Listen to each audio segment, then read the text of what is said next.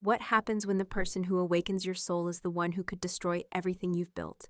Park Jae-wook watched his reflection as red-stained water disappeared down the sink. The blood belonged to someone else. It always did. His knuckles were raw, his pulse unchanged, his expression empty. He cleaned his hands methodically, fastened his Patek Philippe, and straightened his charcoal suit. In seconds, the predator transformed into royalty. The man staring back revealed nothing. That was intentional.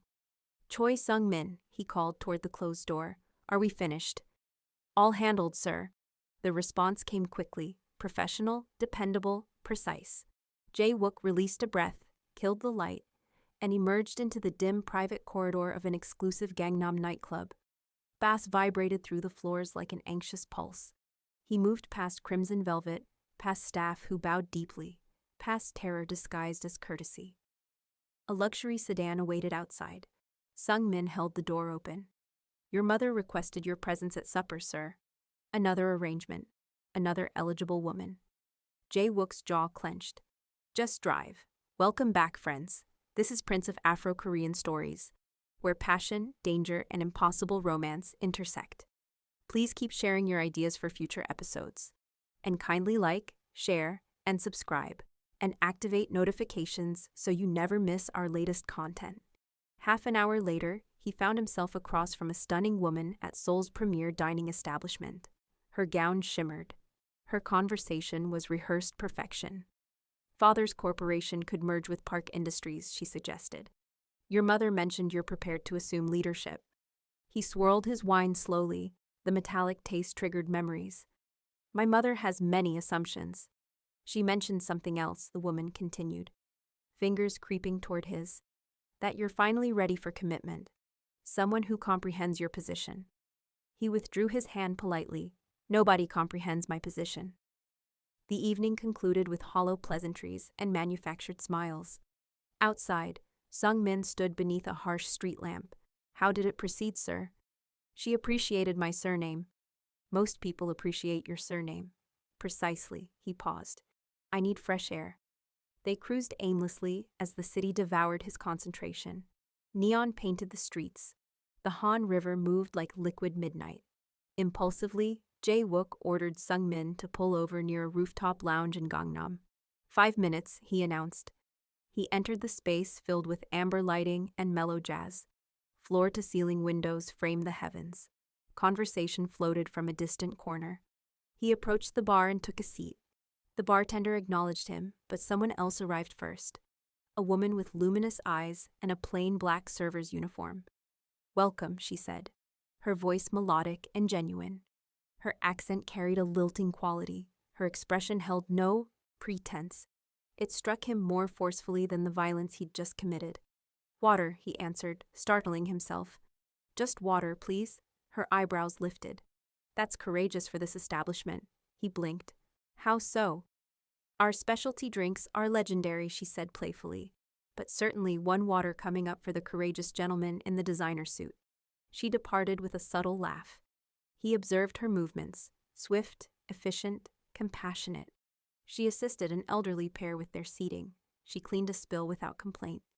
She acknowledged the kitchen crew for bringing extra ice. Everything about her was authentic. Sung-min's voice crackled through his earpiece. Sir, should I come inside? No, he murmured. Give me 10 more. The woman reappeared carrying a glass. I'm Grace, she said. If you require anything additional, just signal. Park, he responded. He nearly revealed more. He stopped himself. Park like your surname, or Park like the neighborhood? She grinned. He felt something shift. Unfamiliar, delicate, transformative. Both. Pleasure meeting you, Mr. Both. She placed down a small dish of cashews. Complimentary, you seem like someone who overthinks. Is it that transparent? Only to people who do the same, she said, tapping her forehead. He nearly smiled. Nearly. A disturbance shattered the atmosphere from the stairwell. Hostile, aggressive voices escalating. Sung-min's alert hissed in his ear. Sir, we have complications. Grace glanced toward the commotion, then back at him. Is something wrong? Jae-wook rose deliberately, eyes focusing. Stay behind the counter, he said, tone controlled. Her expression changed. Who are you really, Mr. Park? He held her stare. For once he offered a fragment of honesty. Someone you should never need to worry about. The stairwell door exploded open. Footsteps thundered. Jae-wook stepped forward toward danger and toward the woman who had just reminded his heart how to beat. The rooftop lounge fell silent again, but Park Jae-wook's mind remained chaos. The intruders who had charged in vanished, removed by his security before Grace witnessed what nearly occurred. To everyone present, it appeared like a minor intoxicated scuffle. To him, it was a message from the underworld. Nowhere was secure, not even a place filled with joy and gentle melodies. Yet, his thoughts circled back to her. He leaned against the vehicle outside, loosening his collar. Sungmin waited nearby, anticipating orders. Who was that woman? The server. Sungmin frowned. You noticed her? Discover her identity, her address, everything. Sungmin hesitated. Sir, you cannot be serious. Jae-wook's voice hardened. When have I ever spoken carelessly? The following evening, he returned. Identical seat, identical glass of water, identical heartbeat that betrayed him. Grace looked astonished when she spotted him again, but her smile came naturally. You returned, she said, tucking hair behind her ear. Please don't tell me you came back for the water, he smiled faintly. Perhaps for the server. I'm the waitress, she corrected, laughing. But I appreciate the sentiment. She moved with an assurance that wasn't aggressive, but elegant. The type that emerged from genuine kindness, not authority. He found himself observing her too intently, listening too carefully, memorizing her inflections unconsciously. When the establishment closed, he offered to escort her outside. That's unnecessary, she said, removing her apron. I've been walking alone since arriving in Seoul. He raised an eyebrow. Alone at this hour? I'm stronger than I appear. He chuckled softly. I don't question that. They walked beneath the neon glow, an unlikely pairing, a Ghanaian woman carrying dreams in her eyes, and a Korean crime lord concealed behind silence. So, Mr. Park, she said casually, what's your profession? You dress like an executive, but you speak like someone who resents it. He kept his gaze forward. Let's say I resolve complications. Must be convenient, she teased. People like you always have solutions. If only that were accurate. The silence that followed felt comfortable, not strained. When they reached the intersection, she faced him. Thank you for the company. You shouldn't express gratitude, he replied. You should share your work schedule. Her forehead creased. My schedule? So I understand when I can see you again. Her lips parted in surprise. For a moment, she couldn't respond. Then she laughed. A sound resembling sunlight piercing darkness. You're unbelievable, Mr. Park. I've received worse descriptions. She shook her head, still smiling. All right, I work tomorrow evening. Then I'll be present tomorrow evening. He turned to depart, but her voice halted him. You don't even know me. He looked back, eyes intense but tender. I understand that you silenced the chaos in my mind. That's sufficient for now. The words hung between them, weighted and electric. When he entered the vehicle, Sung-min waited with documentation. Her name is Grace Mensah, he said. 24 years old, resides in Mapo district. Part-time employment here, spotless background. Jae-wook accepted the file, but didn't open it. I don't need documents to understand who she is. Sir, Sung-min said cautiously, you're entering dangerous territory. You know what happens when someone from your existence cares about someone from theirs. Jae-wook's gaze remained on the city lights.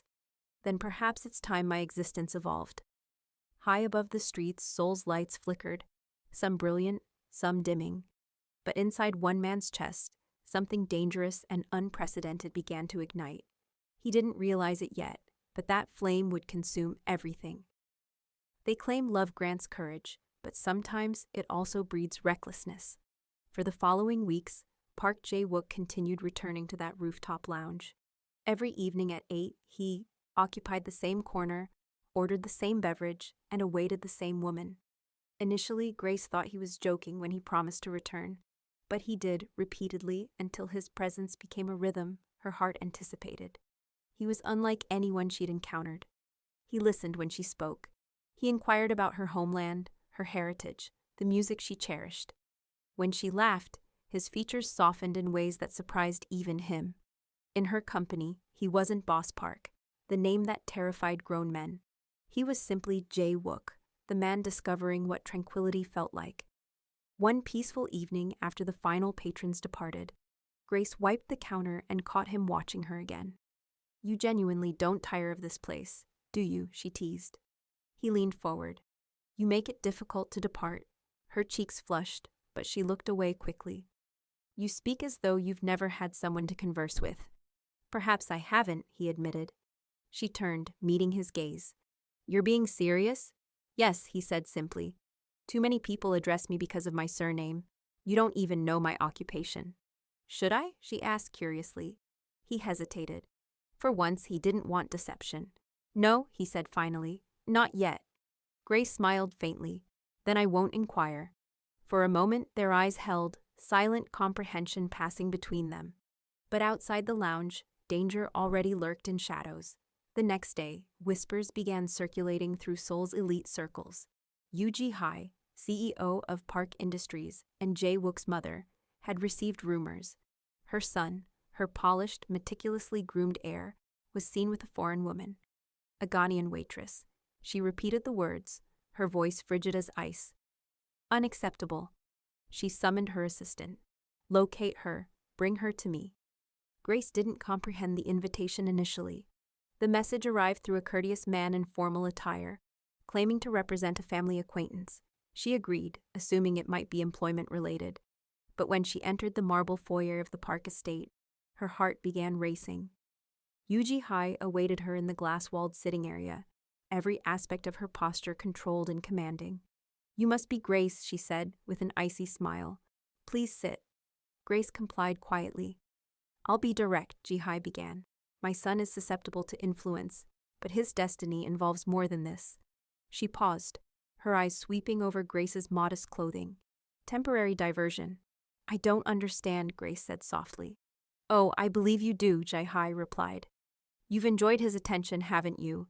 The meals, the presents, the fantasy that you could matter." "I never requested any of that," Grace said, her voice trembling but firm. Ji-hae leaned forward, her tone cutting. "Then I'll request something from you. Distance yourself from my son." Grace's heart pounded. "You can't control who he associates with." "You're mistaken," Ji-hae said coldly. "I control everything." Silence consumed the room, the tension suffocated. Finally, Grace stood. "I may not originate from your society," she said quietly, "but I'm not for purchase. I don't want his wealth. I simply care about him." Ji-hae's eyes flashed with fury. "Affection won't shield you when the world turns against you. Remember that." That night, Jae-wook found Grace sitting beside the Han River, her eyes red from weeping. "What happened?" he asked, kneeling beside her. "Your mother," she whispered.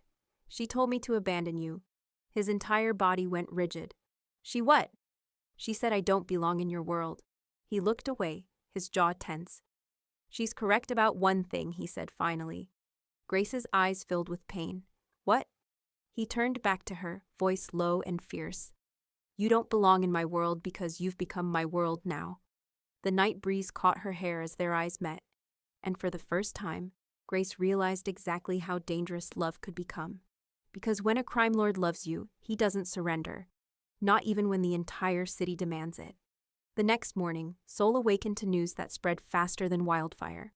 Park Jae-wook, the sole heir to Park Industries, had been spotted with a foreign woman at a rooftop lounge. Journalists labeled it a scandal. Business associates whispered about distractions.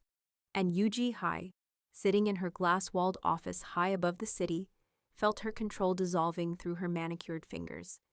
Her assistant entered timidly. "Madam, your son has arrived." Ji-hae's gaze hardened. "Send him in." The moment Jae-wook stepped through the entrance, the atmosphere thickened. He appeared calm, but his eyes burned with barely restrained rage. "You told her to leave me," he said quietly. Ji-hae didn't deny it. "I did, and I'd do it again." "Why?" His voice was tight, trembling with suppressed fury. "Because I refuse to watch you destroy yourself over someone who doesn't belong in our society," she said sharply. "You believe love transforms who you are. You believe she understands what you've done, the blood you've spilled." He froze. "You don't even know who I am, mother." "Then tell me," Ji-hae shouted. What do you do when you disappear for nights? Where does all that money originate? The silence that followed was deafening. Jae-wook met her gaze, his voice a whisper of truth and regret. You don't want to know, mother. Ji-hye's breath caught. For the first time, she saw something in his eyes that frightened her. Not rebellion, but the shadow of something darker. Jae-wook, she whispered, stepping back. What are you saying? He turned away. I'm saying I'm finished letting you control me. I love her, and I'm not abandoning that. Ji-hye's voice rose in panic. You'll regret this. That woman will ruin you. She'll destroy everything you've built. He spun around, his voice calm but sharp as a blade. Mother, you built this world. The deceptions, the expectations, the prisons. I'm choosing something different. Different? She sneered. Fleeing for love. That's not different. That's weakness. Jae-wook stepped closer, his eyes glinting beneath the chandelier. Then I'd rather be weak with her than strong without her. He walked out, leaving his mother frozen, the echo of his words slicing through the silence. That evening, Grace packed her small bag. Are you certain about this? She asked quietly. Jae-wook nodded. We're leaving Seoul tonight. She looked up at him, eyes full of concern. You're leaving everything behind. I left everything behind the day I met you, he said simply. They drove in silence beneath the Seoul night, the city lights fading behind them like dying embers. When they reached Incheon, the ocean breeze replaced the suffocating air of the capital. They found a modest apartment overlooking the water, simple, peaceful, theirs. Grace worked alongside him, learning to manage his endless calls, his paperwork, his guarded temperament. Gradually, she became more than an assistant. She became his calm, his balance, the voice that kept him human. But even in quiet moments, danger pursued him like a shadow. One night, as they sat on the balcony, watching vessels drift in the distance, Grace asked softly, Jae-wook, what are you running from? He looked out over the dark ocean. Myself. She touched his hand gently. Then perhaps it's time you stop running. He turned to her, eyes softening. Not until I'm certain you're safe. Safe from what? From me. Her fingers tightened around his. Then I'll stay close so I can remind you that you're not as dark as you believe. For a long moment, neither spoke. The waves crashed below. The city lights shimmered far away, and in that fragile space between danger and peace, a love both forbidden and unstoppable began to bloom. But deep inside Seoul, Yoo Ji-hye wasn't finished. She had lost her son once, and she would do anything, even destroy the woman he loved, to bring him back. They say fleeing doesn't resolve anything, but sometimes it gives love the space to breathe. The ocean wind of Incheon carried the scent of salt and liberation. Far from Seoul's cold towers and gossiping boardrooms, Park Jae-wook and Grace built a quiet existence that felt almost surreal. They rented a small apartment near the harbor, a place with weathered walls and sunlight that poured through thin curtains every morning. To her, it was peace. To him, it was escape. Grace had begun working as Jae-wook's assistant, managing calls, schedules, and the quiet chaos that followed him. She didn't know everything about his business, but she knew enough to sense the danger wrapped around his name. Sometimes she caught him staring out the window long after midnight, eyes lost in thought. Do you miss Seoul? She asked one night. He didn't answer immediately, then softly. I miss what I could have been there. She studied him quietly. And what's that? He smiled faintly. A son my mother could be proud of. Grace reached out, brushing her fingers against his hand. Maybe pride isn't what you need. Maybe peace is. For a moment, something flickered in his eyes. Gratitude, maybe hope. Then the phone buzzed, dragging him back to the world he couldn't escape. Days passed. Their lives began to intertwine in quiet, ordinary ways. She brewed his coffee. He made sure she never walked home alone. She teased him about his terrible sense of humor. He teased her about her soft heart. But beneath the calm, emotion built like an unspoken storm. One Friday night, after a meeting with his associates at a venue near the harbor, Grace joined them for the first time. The music was loud, the lights dizzying, and laughter came easy. She rarely drank, but that night she let herself go. A few glasses too many, laughter spilling into tears, and back again. When the night ended, Jae-wook helped her to his car. Easy, he murmured, catching her as she stumbled. I'm fine, she slurred. though her cheeks were flushed. Just dizzy. He carried her into the apartment, gently laying her on the bed. She looked up at him, eyes heavy but clear. "Don't go," she whispered, grabbing his hand. "Grace," he started, but her grip tightened. "I need to say this," she breathed, voice trembling. "You think I don't know who you are. I know you're not just some businessman. I see the way people look at you, but I don't care. I don't care what you've done or where you come from. Her voice cracked. "I just care about you." She had never said the words before. Her next sentence broke the silence like a gunshot. "I love you." The words were soft, but they hit him harder than any bullet ever could. Then she whispered, "Kiss me, just once." He hesitated. The air between them was fragile, trembling. But when she reached for him, something inside him shattered. He leaned down, pressing his lips to hers. Slow, deep, aching with all the things he'd never said aloud. She fell asleep moments later, still clutching his hand. The next morning, sunlight streamed through the curtains. Grace stirred, head throbbing. "What happened?" she murmured. Jae-wook, already dressed, looked up from the table. "You were drunk," he said gently. Her eyes widened. "Did I say anything stupid?" He smiled faintly, masking the storm inside him. "Nothing I didn't want to hear," she frowned, confused. "But let it go." He turned away before she could see the look in his eyes, the mix of fear, longing, and something he hadn't felt in years. Love. Outside, the waves crashed softly against the shore, whispering secrets only the sea could keep. But deep down, Jae-wook knew peace never lasted long in his world. And soon, the past he'd fled from would find them both. Love can heal the heart, but it can also paint a target on your back. For weeks, Incheon felt like a dream that refused to end. The mornings were gentle, the nights quiet, and the sound of the ocean lulled them into believing that maybe, just maybe, their love had rewritten fate. Grace had grown comfortable beside Park Jae-wook. No longer just his assistant, but the woman who made him laugh, who softened his hard edges, who turned silence into peace. But peace in Jae-wook's world was always temporary. It began one cold evening. The apartment lights flickered. A shadow moved outside the window, quick, deliberate. Then came the sound of tires screeching. Choi Sung-min burst through the door, his face pale. "Sir," he said breathless, "we found them. They know where you are." Jae-wook's blood ran cold. "Who?" "The Hwang Syndicate. They've been tracking your movements. They're here." For a split second, time froze. Grace stood near the kitchen, confusion clouding her eyes. "What's going on?" Jae-wook turned to her, his voice calm but urgent. "You need to hide." "Why? What's happening?" "Please, Grace." His tone left no room for argument. He opened a drawer, revealing a weapon. Her breath caught. You really are?" "Yes," he said quietly. "I'm the man your mother warned you not to love." Before she could respond, gunshots cracked outside. Glass shattered. Sung-min ducked, shouting, "Get down!" Jae-wook pulled Grace to the floor, shielding her with his body. The door burst open as masked men flooded in. The air filled with smoke and screams. He fired back, swift and precise. His movements cold and mechanical, like a man born for violence. When the last man fell, silence returned. Grace trembled, clutching his arm. Her hands were shaking, her face streaked with tears. He turned to her, his voice breaking for the first time.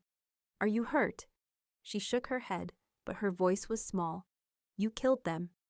"They would have killed us," he said simply. She stared at him, really seeing him for the first time. Not as the calm, charming man who brought her coffee and smiled at her jokes, but as a weapon, a leader, a man forged by danger. "Is this who you are?" she whispered. He looked away. "This is who I was before you." The room smelled of smoke and fear. Outside, sirens wailed in the distance. Grace rose shakily, walking toward the balcony. The ocean was dark, waves crashing violently against the shore as if mirroring her heart. "You've been living in this world all along," she said, tears falling freely now. "And I didn't even know."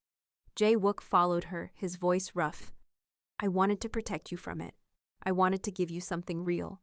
She turned, meeting his eyes. "And now?" He stepped closer, his voice soft but fierce. "Now I need you more than ever." She took a deep breath, then reached up and touched his cheek. Then stop fighting alone. Her words hit him like a bullet, gentle but deadly true. He caught her hand, pressing it against his heart. If you stay, this world will try to break you. She smiled faintly through tears. Then we'll break together. He pulled her close, kissing her forehead, his heart pounding like thunder. For the first time in years, he allowed himself to tremble, not from fear, but from love. Outside, the police sirens faded. Inside, they stood in each other's arms, surrounded by the ruins of his hidden world. And though neither spoke it aloud, both knew one truth. This was no longer just love. It was war. Love had made him human, but truth would make him bleed. News of the Incheon gunfight spread across Seoul like wildfire. Though most of the details were buried under silence and bribes, one name still reached the city's upper circles. Park Jae-wook, the man Yoo Ji-hae thought was quietly rebuilding himself, had become the whisper on every politician's tongue. Ji-hae sat in her penthouse office, hands trembling as she read the anonymous report that confirmed her greatest fear. Her son wasn't just hiding from her. He was leading a criminal empire. Her voice cracked as she whispered, "My son, what have you become?" For the first time in her life, Yoo Ji-hae cried. Not the tears of a proud CEO, but the tears of a mother who realized that all her power, money, and control couldn't save the boy she once held in her arms. She rose from her chair, wiping her tears, and made a decision that shocked even her most trusted aide. "Prepare the car," she ordered. "I'm going to Incheon." That evening, the sound of gentle rain brushed against the apartment windows. Grace sat at the dining table, mending a small tear in Jae-wook's jacket, one he had gotten during the shootout days before. He watched her quietly from the sofa, exhaustion shadowing his eyes. "You shouldn't be fixing my clothes," he said softly. "And you shouldn't be getting shot at," she replied without looking up. He almost smiled, but his chest ached instead. She had seen too much, his darkness, his violence, his ghosts, and yet she stayed. "Why didn't you leave when you had the chance?" he asked. Grace tied the final knot and looked at him. "Because leaving would hurt more than staying." The knock on the door came just then. 3 sharp taps. Jae-wook reached for his weapon instantly, signaling Grace to stay back. But when the door opened, it wasn't an enemy. It was Yoo Ji-hae. Her once perfect hair was damp from the rain, her eyes red from crying. For the first time, she looked less like a queen and more like a broken mother. "Mother," Jae-wook said in disbelief. Lowering his weapon, she stepped inside without a word, her gaze shifting between her son and Grace. "So it's true," she murmured. "You really live like this?" Jae-wook's jaw tightened. "Why are you here?" "To see what's left of my son," she said quietly. "To see the man I raised, now surrounded by blood." "I didn't ask for your approval," he replied coldly. "I didn't come for approval." Her voice trembled. "I came to beg." That word silenced the room. Beg. A word no one had ever imagined Yoo Ji-hae would speak.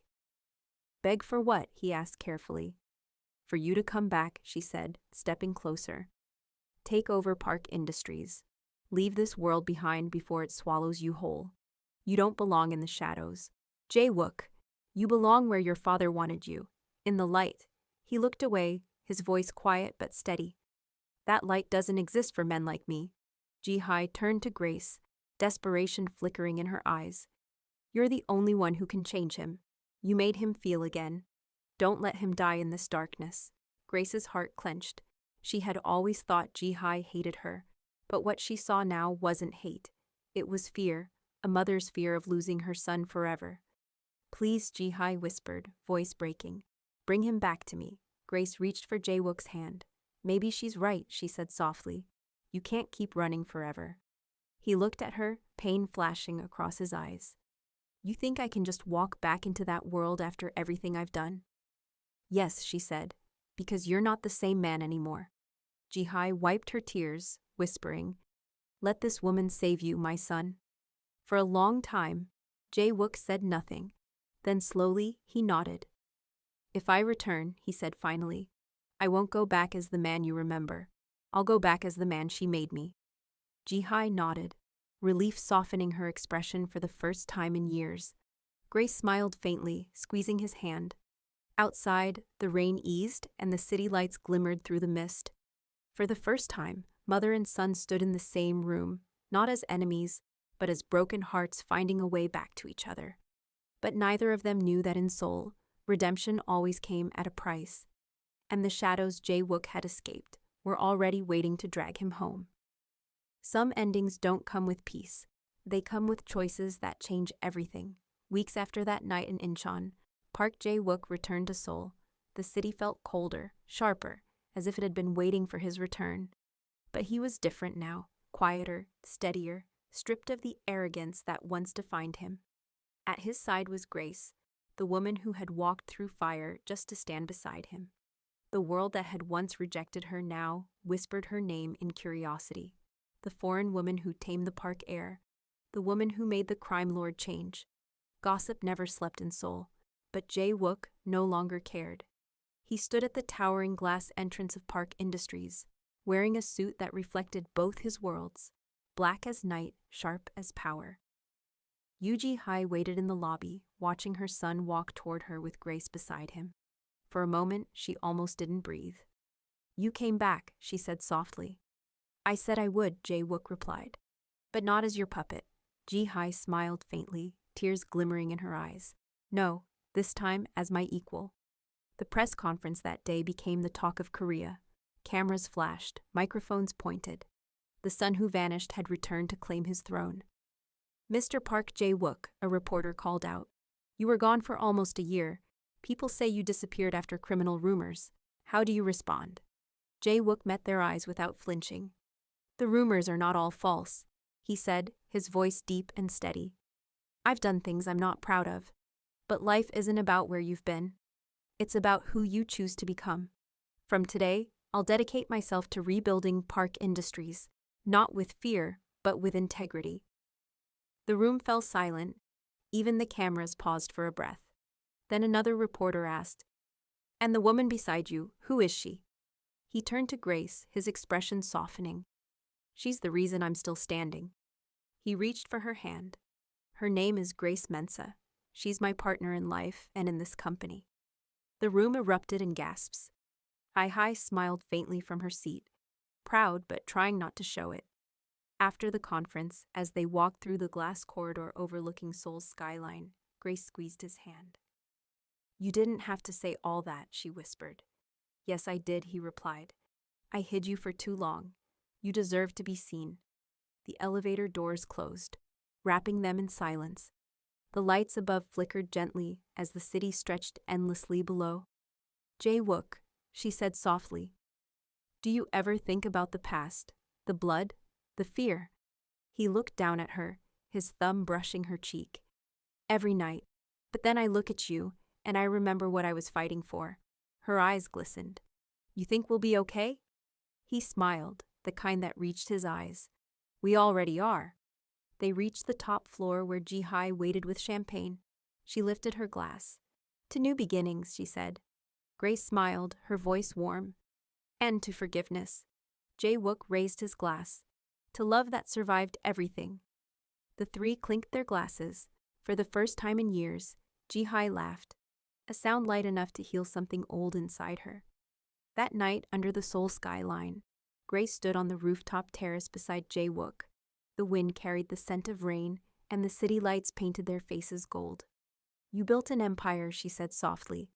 "But you still look at me like I'm your whole world." He smiled, leaning closer.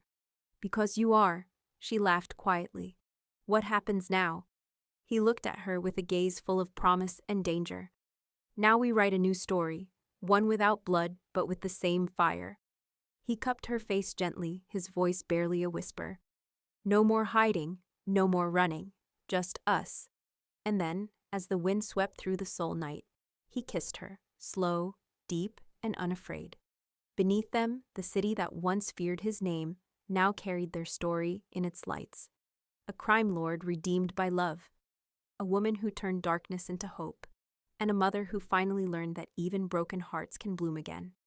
The empire was reborn, not through power, but through love.